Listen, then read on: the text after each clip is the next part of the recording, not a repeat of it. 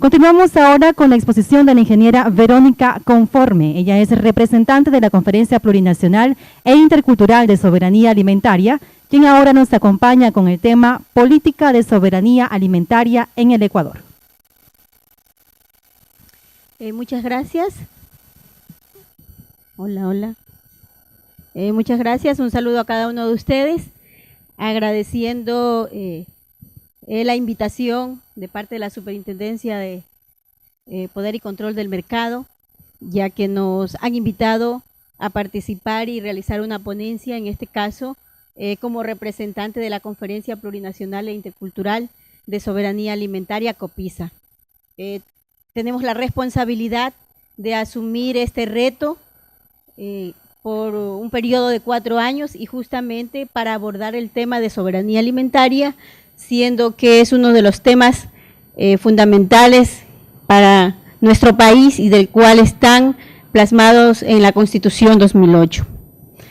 Nos hubiera gustado mucho contar con la participación de una ponencia, tal como estaba en la agenda, donde se iba a hablar sobre la conceptualidad de la soberanía alimentaria, porque creemos que es básico partir desde esa conceptualidad para entender un poco más sobre la soberanía alimentaria, siendo que es un tema no solo nacional, sino también un tema a nivel mundial. Este saludo también a nombre de los compañeros conferencistas de la COPISA, del cual somos representantes de los diferentes sectores de la sociedad civil. Y vamos a partir en este caso mirando un concepto, una definición un poco más clara de lo que es la soberanía alimentaria, ¿no? La soberanía alimentaria está establecida como el derecho de los pueblos a definir sus propias políticas y estrategias sustentables de producción, distribución y consumo de alimentos que garanticen el derecho a la alimentación a toda la población, con base en la pequeña y mediana producción, respetando sus propias culturas y la diversidad de los modos campesinos de producción, comercialización y de gestión en los que la mujer desempeña un papel fundamental. Es lo que hemos recogido y hacer una definición de lo que es la soberanía alimentaria. Y ustedes pueden mirar allí básicamente que se habla de la alimentación, de ese consumo de alimentos sanos y nutritivos, donde se deben respetar las propias culturas, los conocimientos y modos de los campesinos en su forma de producción, y se reconoce mucho el papel de la mujer en la agricultura. Pero antes de entrar al tema básico que es la política en soberanía alimentaria en nuestro país, quiero partir de esta reflexión, ¿no? Y básicamente lo que hemos recogido desde un criterio desde los Estados Unidos, donde dice que una nación que no es capaz de abastecer de alimentos a su población es vulnerable y débil, susceptible a caer en las redes políticas de otras naciones. Por eso nuestra tarea es mantener una tierra para producir alimentos para norteamericanos, quien los controle dominará el mundo. Entonces, creo que es una reflexión muy válida en los Estados Unidos, donde dice que se debe garantizar esa alimentación y que quien controle la alimentación dominará el mundo. Y creo que para nuestro país deberíamos mirar, ¿no? Esa es la visión que tienen desde los Estados Unidos en relación a la estrategia de la agricultura. Pero también es importante partir desde también recogiendo algunos elementos dichos por nuestro presidente, el economista Rafael Correa, en octubre del 2010, cuando se realizó el 5º Congreso de la CLOC, donde manifestó que tenemos los indicadores más inequitativos en cuanto a distribución de la tierra. Por lo tanto, es necesario redistribuir y facilitar el acceso de los activos productivos como tierra, agua, tecnología, conocimiento, información, biodiversidad, recursos hídricos. Pero en este caso privilegiando a los pequeños y medianos productores que son quienes dotan de alimento a todo el país para el abastecimiento local. Esto como punto de partida para entrar a hablar ya del marco constitucional en relación a las políticas de soberanía alimentaria en el Ecuador. Y partimos en este caso para hablar de las políticas de soberanía alimentaria en el Ecuador desde ese marco jurídico nacional como es la Constitución 2008, donde todos fuimos testigos de esa construcción de la nueva Constitución. En esa Constitución donde aportamos los representantes de las diferentes organizaciones sociales, y digo aportamos los representantes de las diferentes organizaciones sociales porque me identifico también como parte de las organizaciones sociales, donde fuimos a Montecristi con nuestros aportes para que se recojan en esa construcción de la nueva Constitución. Y justamente las organizaciones sociales, a través de esa lucha reivindicativa por el derecho de los campesinos, de los agricultores, se plantearon, o nos planteamos como meta, que la soberanía alimentaria tenía que ser incluida en la nueva Constitución. A través de la red agraria que se conformó de muchas organizaciones del país, y fue así como se recogió en la nueva Constitución del 2008 y está plasmado en el artículo 281, donde establece que la soberanía alimentaria constituye un eje estratégico para el Estado y una obligación en este caso. ¿Para qué? Para garantizar que las personas, comunidades, pueblos y nacionalidades alcancen la autosuficiencia de alimentos sanos y culturalmente apropiados de forma permanente. Es lo que establece la nueva Constitución y es a partir de ese marco constitucional que hemos ido trabajando ya en el tema de soberanía alimentaria como un mandato constitucional del Estado. Producto de ese mandato constitucional que está plasmado en la Constitución del 2008, se elabora la Ley Orgánica de Régimen de Soberanía Alimentaria, o LORSA como la conocemos. La Ley Orgánica de Régimen de Soberanía Alimentaria fue aprobada en febrero del 2009 y publicada en el Registro Oficial en mayo del 2009. Es allí que se establece que como objetivo de esta ley, en esta ley se tienen que establecer los mecanismos mediante los cuales el Estado cumpla con su obligación, tal como está establecido en el artículo 281, y que en este caso garantice a las personas, pueblos y nacionalidades la autosuficiencia de alimentos sanos y nutritivos y culturalmente apropiados de forma permanente, como lo dice textualmente en el artículo 281. La LORSA se ha constituido como esa ley marco que abarca toda una normativa a fin de que se garantice y se establezcan los mecanismos para hacer efectiva la aplicación y que se cumpla con la soberanía alimentaria en el país. En este caso se han recogido algunos ejes. La LORSA cuenta con 36 artículos, pero he recogido para esta exposición algunos elementos más relevantes. Y en este caso, los ejes de intervención de la LORSA, que voy a mencionar, y dentro de uno de estos es el acceso y uso al agua y a la tierra, que son los recursos básicos y fundamentales para que se pueda hablar de soberanía alimentaria. El agua como un factor de productividad que debe regirse por lo dispuesto en la Ley de Recursos Hídricos, y que en la actualidad pues ya tenemos una nueva ley, una ley de recursos hídricos que está vigente y que nos toca ahora efectivamente hacer que se conozca y se exija lo que establece esa normativa, con toda su normativa, en la nueva Ley de Recursos Hídricos.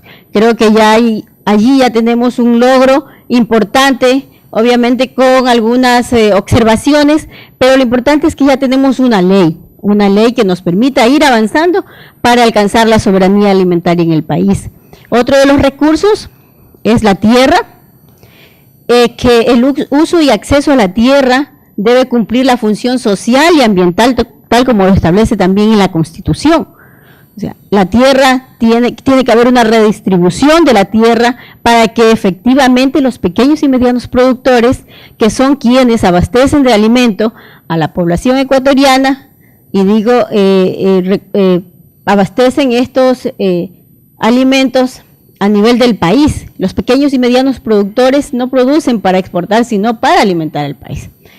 Entonces, pero para esto deben cumplir también, se debe cumplir con esa ley de tierras que tanto se está exigiendo ahora y que, si bien es cierto, creo es conocido por todos, ya está en la Asamblea Nacional una propuesta de ley de tierras, del cual también es necesario empezar a mirar el contenido a fin de que se vayan efectivizando las aspiraciones para la soberanía alimentaria. Otro de los ejes es la protección de la agrobiodiversidad, en este caso que se establezcan las leyes específicas que regulen el desarrollo agropecuario, que generen las medidas legales e institucionales para proteger la agrobiodiversidad, que existan los mecanismos para que efectivamente haya la protección de la agrobiodiversidad. La investigación y asistencia técnica y diálogo de saberes es otro de los ejes fundamentales que creemos que es necesario que la ciudadanía, las organizaciones, los pueblos organizados deben mantener y conocer y defender siempre este tema de los saberes ancestrales. Y en este caso establece la ley que el Estado debe velar por el respeto al derecho de las comunidades, pueblos y nacionalidades de conservar y promover las prácticas y manejos de biodiversidad y su entorno natural, garantizando así las condiciones para que efectivamente se vayan cumpliendo y que se mantenga siempre los saberes ancestrales, los recursos genéticos que contiene la diversidad biológica y la agrobiodiversidad. El fomento de la producción, que se deben establecer los mecanismos para los incentivos estatales dirigidos prioritariamente a los pequeños y medianos productores. El acceso al capital e incentivos es otro de los ejes que establece la Ley Orgánica de Régimen de Soberanía Alimentaria. En este caso está hablando de los créditos de subsidios para los pequeños y medianos productores en caso de ser afectados por diferentes adversidades o fenómenos naturales. La comercialización y abastecimiento agroalimentario también es otro de los ejes que establece la Ley Orgánica de Régimen de Soberanía Alimentaria. En esto se plantea que se debe crear un sistema nacional de comercialización, ya que ese también es uno de los grandes problemas que es evidente en nuestro país, el tema de la comercialización, los intermediarios. Entonces se plantea en esta ley que desde el Estado se debe iniciar un proceso para la creación de este sistema nacional de comercialización. Obviamente, donde estén incluidos los pequeños y medianos productores. La sanidad y inequidad alimentaria se declara al Ecuador libre de cultivos y semillas transgénicas, excepcionalmente y solo en caso de interés nacional debidamente fundamentado se podrá introducir semillas y cultivos genéticamente modificados. Es decir, que en este caso se pudiera dar por una urgencia o necesidad planteada desde el presidente hacia la Asamblea Nacional para que sea analizada y debatida y tomar la decisión, pero tomando en cuenta estos elementos. En este caso se declara el Ecuador libre de cultivos transgénicos y es una de las grandes luchas, porque si bien es cierto en nuestro país cuando miramos ahora con la semaforización de los productos, hay productos donde vemos allí que dice contiene transgénicos. Entonces es importante también tomar en cuenta lo que establece en la Ley Orgánica de Régimen de Soberanía Alimentaria, el consumo y nutrición, incentivar el consumo de alimentos nutritivos preferentemente de origen agroecológico y orgánico.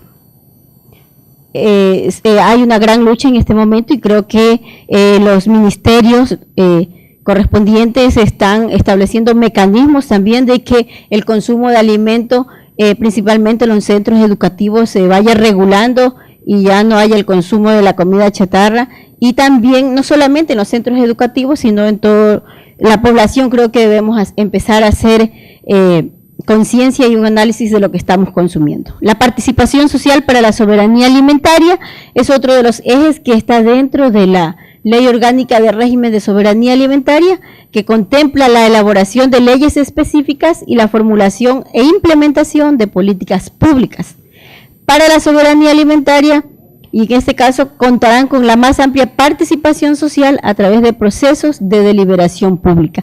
Creo que este tema de la participación social es fundamental, como manifestaba anteriormente, y el encontrarnos con diferentes organismos, en este caso la COPISA se encuentra con diferentes organismos como la Superintendencia de Control y Poder del Mercado. Creo que podemos ir asociando esas alianzas para que efectivamente se haga ese proceso de participación de la sociedad civil, para que se vayan cumpliendo lo que está establecido en la Constitución y en las diferentes leyes.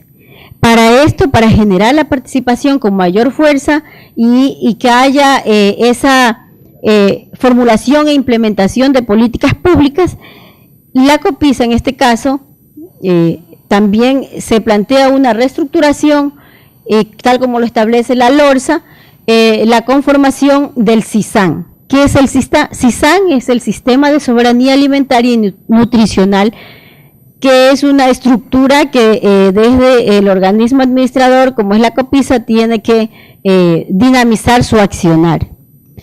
El sistema de soberanía alimentaria está conformada por un conjunto articulado de personas, comunas, comunidades, pueblos y nacionalidades, como actores sociales y también institucionales y estatales involucrados en la construcción participativa de propuestas de políticas públicas, en este caso relacionado al régimen de soberanía alimentaria. ¿Quiénes conforman el CISAN? El CISAN está conformado por varios ministerios, entre ellos el Ministerio de Agricultura y Ganadería, el Ministerio de Salud Pública, el Ministerio de Ambiente, el SEMPLADES, los gobiernos autónomos descentralizados, como provinciales, cantonales y parroquiales, son quienes conforman el CISAN, y que va a estar presidido por la COPISA. ¿Para qué? Para justamente trabajar en el tema de política pública en relación a la soberanía alimentaria. Allí va lo que yo manifestaba cuando ponía como ejemplo de los centros educativos, cómo se están alimentando los estudiantes, de dónde proviene la alimentación que se les da, la colación escolar, que se le llamaba antes, o sea, ver de dónde provienen esos productos, cuál es la composición de lo que se le está dando a ellos. En el tema ya de salud, también con el Ministerio de Salud nos toca articular todo este proceso y que la política pública efectivamente se haga realidad ya en cada uno de los territorios. El régimen de soberanía alimentaria, la ley del régimen de soberanía alimentaria también establece en su artículo 32 la conformación de la Conferencia Plurinacional e Intercultural de Soberanía Alimentaria, del cual ya está conformada y que actualmente estamos presidiendo. Manifiesta en su artículo 32, dice que la Conferencia Plurinacional e Intercultural de Soberanía Alimentaria es una instancia de debate, de deliberación, veeduría y generación de propuestas en esta materia desde la sociedad civil, y tendrá el carácter de Consejo Sectorial Ciudadano del Ministerio de Agricultura, Acuacultura y Pesca, de conformidad con la Ley de Participación Ciudadana. Para el ejercicio de sus funciones, coordinará con los espacios de participación ciudadana para debatir los temas de soberanía alimentaria, que creen en este caso con los gobiernos autónomos descentralizados y regímenes especiales.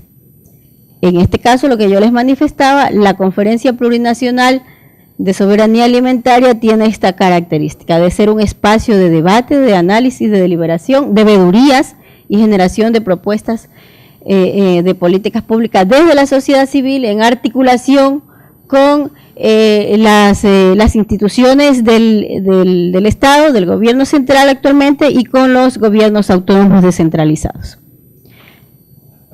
Como tal, la COPISA no es una instancia directamente del gobierno nacional, sino que es un organismo de poder ciudadano, conformado por representantes de la sociedad civil y que parte, como manifestaba anteriormente, de ese mandato constitucional de la Constitución 2008 y donde se elaboró la LORSA, y que en el 2010 se hace una reestructuración, una reforma a la ley y en este caso se constituye la Conferencia Plurinacional e Intercultural de Soberanía Alimentaria, que antes era la Conferencia Nacional de Soberanía Alimentaria. Entonces era necesario hacer esa reforma a fin de que nuestro país es diverso, es plurinacional e intercultural, ¿no?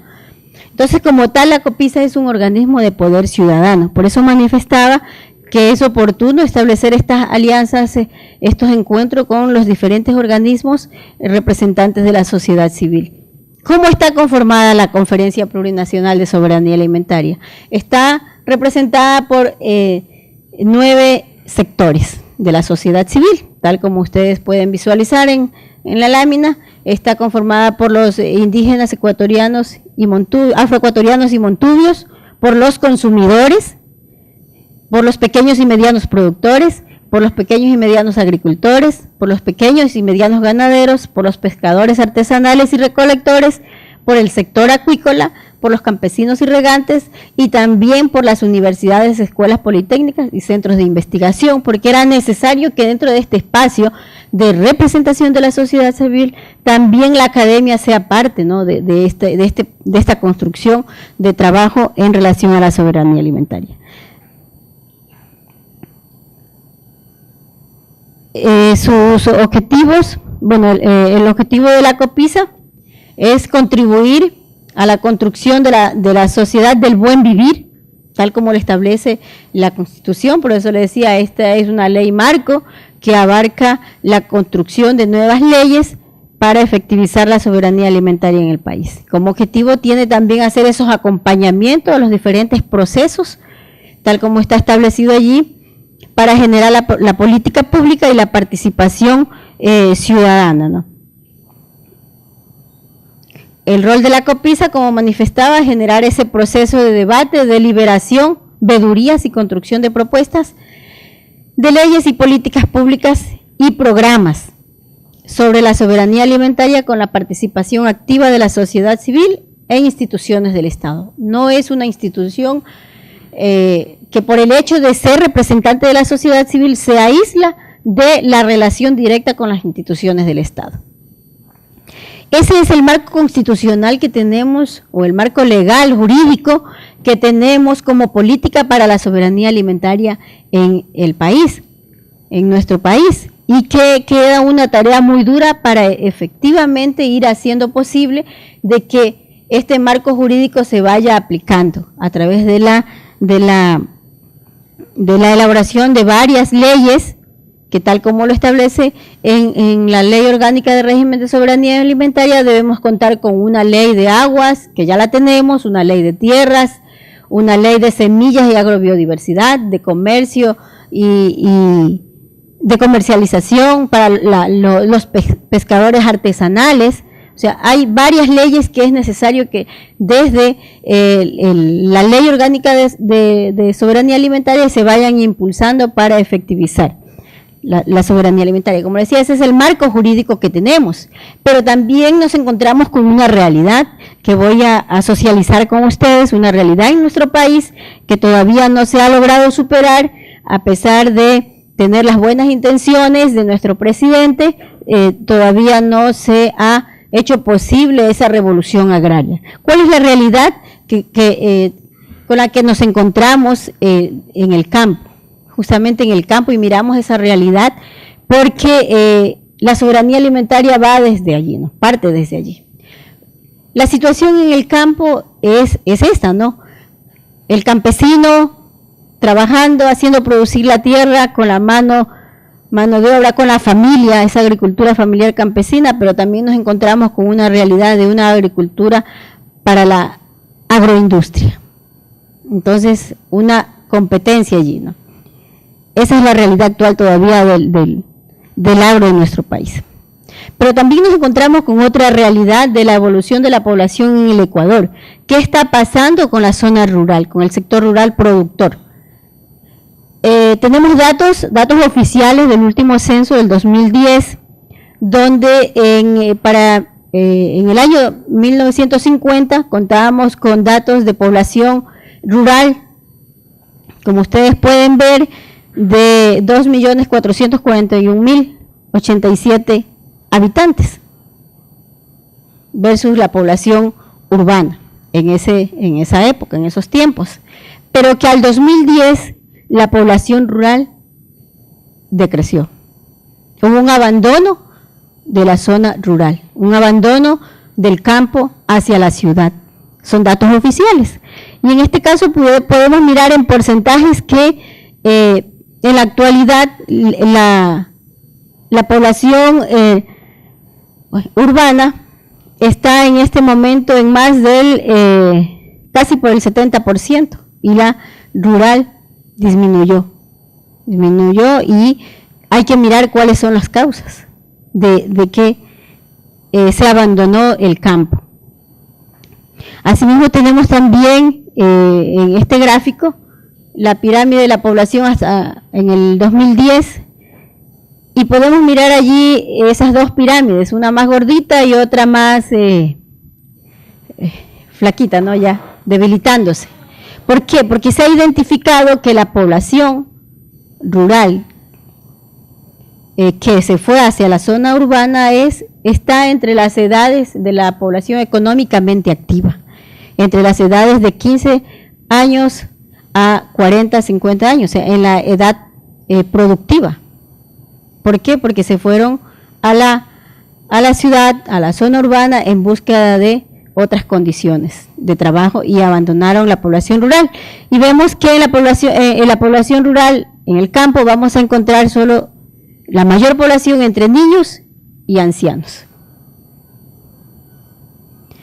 Asimismo tenemos un gráfico sobre la estructura agraria y de riego. Este es un estudio realizado por el CIPAE. Sí. Este estudio nos da como resultado que en relación a la estructura agraria y de riego, vemos que la mayor población, que está en el 75% de los pequeños propietarios, tienen apenas el 11% de disponibilidad de tierra para la producción y el 25% de disponibilidad de acceso a riego y de una estructura a riego. Pero también miramos los otros datos y miramos que el 6.41% de población tiene el 60.72% de acceso a la tierra, y de riego e infraestructura tienen el 51.25%. ¿Qué podemos mirar allí? ¿Quiénes tienen mayor acceso a estos recursos? Los grandes propietarios. Son estudios realizados que hemos recogido para hacer este análisis. Esa es la realidad del sector agrario en el país. Pero también hay otros elementos que es importante tomar en cuenta. Pobreza por necesidades básicas insatisfechas. Se ha identificado, de acuerdo al último censo del 2010, que la población rural está en el 83.4% de necesidades básicas insatisfechas. Entonces podemos ir mirando a qué se debe ese abandono de la zona rural. Asimismo tenemos los datos ya más completos, de acuerdo a región, por necesidades básicas insatisfechas, y podemos mirar allí cómo está en la Amazonía la población rural, está con el 93.3% de necesidades básicas insatisfechas, en la costa el 93.1%, en la sierra está en el 74.6% y en la región insular el 78%. Entonces vemos allí que ese es una de las causas del abandono de la zona rural hacia la zona urbana, por las necesidades básicas insatisfechas con las que cuentan nuestros compañeros y compañeras de la zona rural. Pero también miramos la evolución del presupuesto nacional en relación al sector agropecuario. ¿Qué tanto el Estado está invirtiendo para el sector agropecuario? Y miramos allí el presupuesto como está en el 2007, que se destinaba para el sector agrario o agropecuario el 1.23%. Y en el 2013 está en el 1.06%. Sin embargo, podemos mirar que el presupuesto nacional del Estado se incrementó del 2007, que estaba en 10.000 millones, ahora en el 2013 se incrementó a 33.000 millones. Sin embargo, el presupuesto destinado para el sector agropecuario está en el 1.06%. Entonces, son realidades. Podemos mirarlo gráficamente también cómo fue evolucionando, cómo están los porcentajes. Miramos cómo, si en el 2001 estaba en el 4.5%, en el 2013 está en el 1.06%. Asimismo, tenemos otros datos que creemos que es importante que se conozcan. O sea, tenemos una política para la soberanía alimentaria, pero qué está pasando en nuestro país y cómo podemos hacer posible para que esto se vaya reveyendo en beneficio de la soberanía alimentaria y de los pequeños y medianos productores. Las prioridades del Plan Nacional Agropecuario 2007-2011. Asimismo, miramos la inversión estimada en millones de dólares, donde se destinó, en este caso, para la producción de agrobiocombustibles, para lo que es caña, maíz duro, 241 millones. Para el cacao, 80 millones para 5 años. Para la producción de exportación, 60 millones. Para la ganadería bovina, 60 millones. Para los cultivos tradicionales, 66 millones. ¿Y cuáles son los cultivos tradicionales? Pues justamente los que van en nuestra canasta básica, lo que compramos todas las semanas cuando salimos a la feria. Algunos salimos a la feria y otros salimos al supermercado. Solo 66 millones se destinó para los cultivos tradicionales, para el arroz el 32.5%. Eso de acuerdo a datos obtenidos del Plan de Reactivación Productiva del Sector Agropecuario 2007-2011. O sea, fue lo que se destinó para 5 años. Sin embargo, en la actualidad pues ya tenemos otros datos que hay que actualizarlos, cómo está en este momento la inversión. Algunos proyectos ejecutados por el Ministerio de Agricultura, esto con información hasta el 30 de septiembre del 2010, donde se ha destinado estos recursos para implementar proyectos. El Ministerio de Agricultura, Ganadería, Acuacultura y Pesca, el ministerio que hace la rectoría para la agricultura, para la agricultura en el país. Tenemos allí esos datos. Con todo esto es importante también mencionar algunas conclusiones de las cuales hemos hecho desde el sentir de esta realidad y desde el sentir estar ahora asumiendo una responsabilidad en una institución como es la COPISA, del cual tenemos el deber de empezar a generar propuestas, mecanismos para que efectivamente se vayan trabajando en las leyes, tal como lo establece la Ley Orgánica de Régimen de Soberanía Alimentaria. También ha sido necesario mirar esa realidad, conocer a detalle la normativa de la ley, y también hemos sacado algunas conclusiones de esto y miramos algunas fortalezas. Que en el Ecuador, a pesar de la gran reducción de población campesina, como vimos en los datos anteriormente, el 38% de la población, que está entre 4.573.660 habitantes, aún viven en el campo, a pesar de esa gran reducción y descampenización. Todavía hay una gran población en el campo. Se calcula que aproximadamente 800.000 familias que se dedican a la agricultura familiar campesina proveen el 65% de alimentación para la población ecuatoriana. La cultura y valores de los campesinos como la reciprocidad, la solidaridad, el sentido de comunidad, son elementos que mantienen todavía en su identidad, ¿no? Eso lo miramos como fortalezas. Pese a la crisis que viven las organizaciones sociales, hay un menor impacto en el sector rural. Las organizaciones sociales actualmente viven una situación muy difícil, una crisis. Sin embargo, en las comunidades, el sentir y el proceso organizativo se mantiene. La agricultura familiar, campesina y comunitaria en el sector que reserva es la que reserva las semillas, como los saberes ancestrales y las buenas prácticas. Eso lo miramos como fortaleza, se mantiene todavía la conservación de las semillas y las buenas prácticas agrícolas ancestrales. El reconocimiento constitucional de la soberanía alimentaria, en este caso la ley, creemos que es una de las grandes fortalezas que tenemos en nuestro país, el que se reconozca esa ley orgánica de régimen de soberanía alimentaria.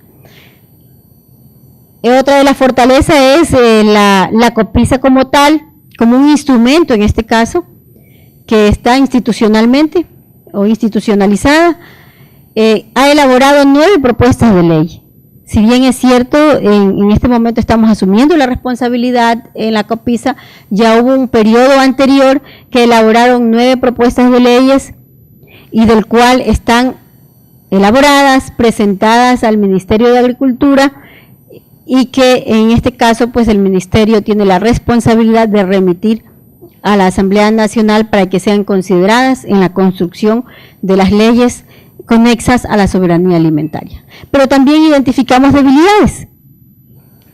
No se han promulgado las leyes conexas de la soberanía alimentaria a pesar de que ya se elaboraron 9 propuestas de leyes, ¿sí? Como ley de tierras y territorios, la ley de agrobiodiversidad, la ley de semillas y fomento a la agroecología, la ley de comunas y formas de organización ancestral indígena, la ley de agroindustria, empleo agrícola, la ley de pesca, acuicultura y manglar, la ley de sanidad animal y vegetal, la ley de financiamiento, créditos, subsidios y seguros, la ley de comercialización y abastecimiento alimentario y la ley de consumo nutricional y salud alimentaria. Son 9 leyes que se han elaborado y que, como manifestamos aquí, no se han promulgado esas leyes, y creemos que esa es una de las grandes debilidades que hasta el momento se identifican. Si bien es cierto, y como yo manifestaba, la ley de tierras es una ley que en este momento está ya elaborada como una propuesta desde la Asamblea Nacional, pero también hubo un proceso de la ley de tierras que fue elaborada por la COPISA y fue acogida por organizaciones sociales como la Red Agraria y presentada a la Asamblea Nacional por Iniciativa Popular Ciudadana, con más de 40.000 firmas que fueron presentadas a la Asamblea Nacional, el cual debieron pasar inmediatamente a aprobarla, porque fueron 40.000 firmas de respaldo. Sin embargo, en este momento hay una ley propuesta por la Asamblea Nacional, del cual han sido recogidos elementos de 5 propuestas presentadas. Entonces vemos que esa es una de las grandes debilidades hasta el momento, de que no se ha impulsado con más fuerza que estas leyes sean consideradas para su respectivo análisis y aprobación en la Asamblea Nacional. Si bien hay un marco constitucional y legal, se dice que la soberanía alimentaria es un objetivo estratégico del Estado, no hay correspondencia con la inversión que se hace en el sector agropecuario. Hay una débil articulación entre las instituciones del Ejecutivo y los gobiernos autónomos descentralizados. Desde el sistema educativo no se promueve la soberanía alimentaria, y creemos que esa es una de las grandes debilidades que se debe impulsar. Las condiciones en el campo son duras, el 84% de la población están con necesidades básicas insatisfechas.